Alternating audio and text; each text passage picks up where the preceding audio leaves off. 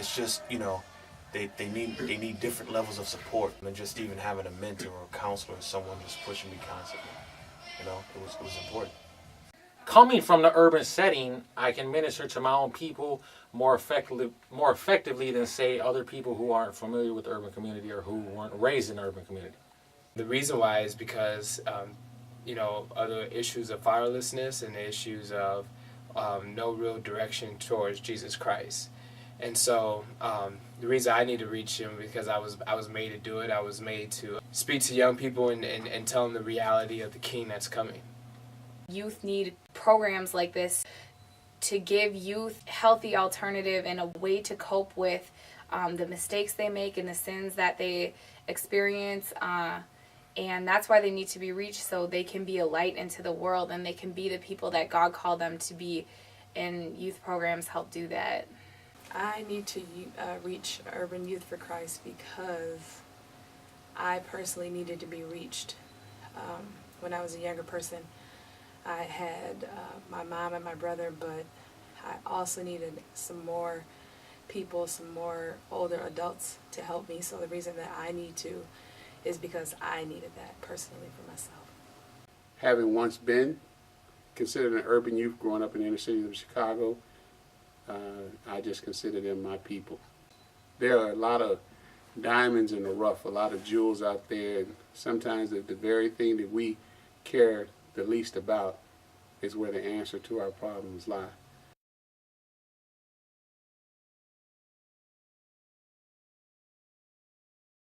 I'm the senior pastor at Urban Jerusalem, City of Peace Church in North Minneapolis. It's designed to reach people who are inspired by hip-hop culture.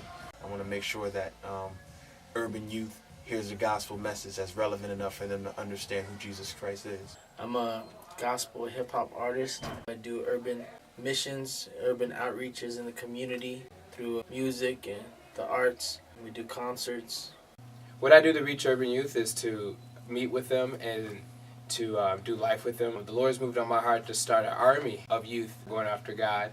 And the name of that army is called Yeshua's Army, Jesus' Army. What I'm doing to reach urban youth is I'm creating a program that's fun, that's exciting. Being in music videos and dancing and being on a girls' dance crew, that's something that every girl thinks is cool, that they want to do. But Christ isn't at the center of every youth program or dance program. And so with hip hop, they have that fun element, but their soul is safe for eternity because at the center of hip hop is to be loved by Christ. So I work with youth in a variety of areas, through church, through the Minneapolis public school system, and independently. I tend to reach urban youth in between one of three platforms: education, leadership development, and spiritual growth. We also use sports, but sports is just a means to get them into one of those three, and just to get them to see the importance of equipping themselves through education to accomplish their God-given purpose in life.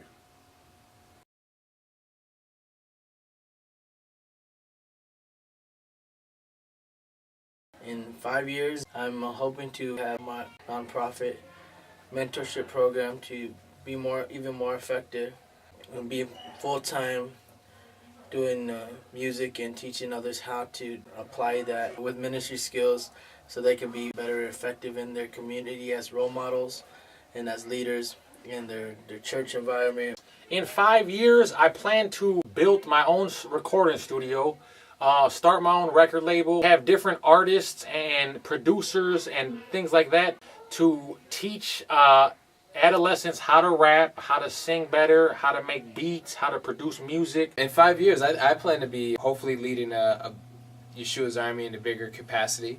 I dream of even starting a Christian school, man. I want to be making movies for Jesus and having it be a hip opera, almost like a opera mixed with hip hop, and kind of like Tyler Perry. I want to direct them after we've had experience with music videos. I want to do more with youth and music. I want to provide more opportunities for young people to put out positive music. I do also want to open up a spiritual center somewhere within the cities just specifically for girls, and maybe, partner with someone to do the same thing for boys. I hope to be running around free from dialysis and supervising all the young people who are popping into leadership. And I could do some sideline things like go to third world countries and help develop youth over there.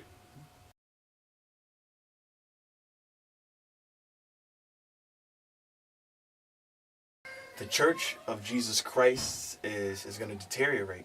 Youth in and of itself is one of the main reasons why ministry has longevity or business has longevity. If we don't invest into urban youth, into young people, you know, the crime rate could increase.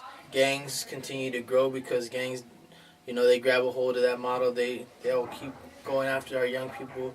Society will be even more corrupt. If we fail to engage our young people with the proper tools and resources that they need to be effective in life. If we don't reach them for Christ, they're going to be reached for the kingdom of darkness. Kids are being drawn, and I'll use the example as hip-hop.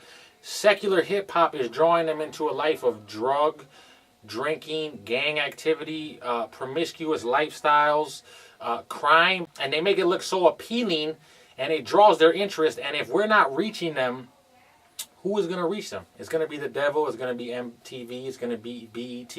If we don't reach the youth of the Twin Cities or urban youth, we're going to continue to see the problems that we have. And if Jesus is not in control of kids' hearts, then the only option is Satan will be.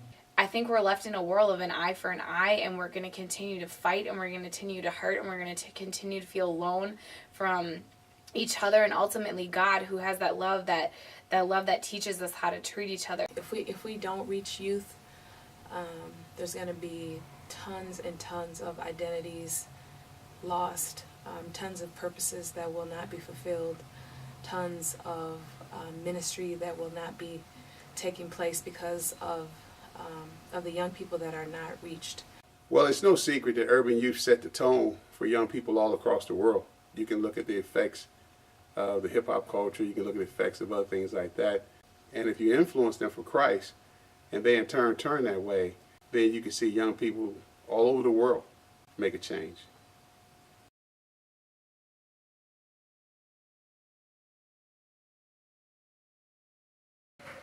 I was called. I was called, and I grew up in an urban setting. I came out of gangs, I came out of drugs, I came out running in the streets, so I wanted to be able to share with young people that are battling with the same issues, and I wanted to be able to impart what God has done in my life to young people so that they can find a better way. I came out of a life of drugs, alcohol, crime, gang activity, sleeping around. When I got saved and I accepted Christ, and Christ washed me of all these things, He put a call on my life to reach the same people. I got into youth work because when I came to the Lord, I realized these kids were made to be soldiers for Christ. They were made to go radical. So the reason I became a youth worker is because I saw that kids didn't know why they were here. They didn't know that God had a purpose and plan.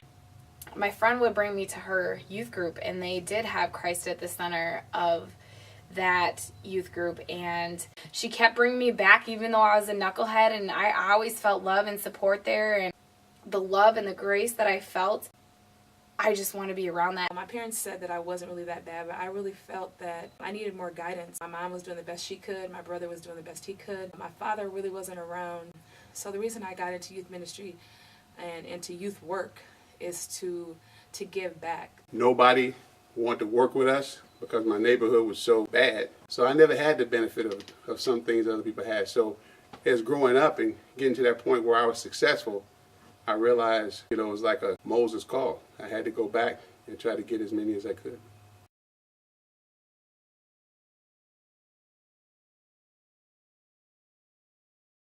Seeing young people grow and mature in their walk with Christ, and they're giving back to the community. My greatest rewards have been just to see young people stepping into who they are, finding their identity in Christ. My greatest rewards have been seeing kids come to Christ, kids be saved, kids be set free. I've seen a lot of my kids develop really strong relationships with Jesus. Nothing more encouraging when I see my 13-year-old or 12-year-old sharing Jesus with a perfect stranger all on his own. When the girls sign up for my class, and I see them get excited for the performance and like nothing bad is happening to them. When I'm having a conversation about Jesus, to see them step into that conversation and bring what God has put on their hearts, it just makes everything worth it. The greatest rewards stem from the smallest things to the largest things. The smallest things being a Facebook note saying, "Hey, Miss Trinice, how are you doing? I saw you at Cub yesterday." And then they go on to big things such as, now because of you, I've decided to go to college. To see the change that camp or Bible study made in their lives, and not only how it has affected them, but their spouses and their children.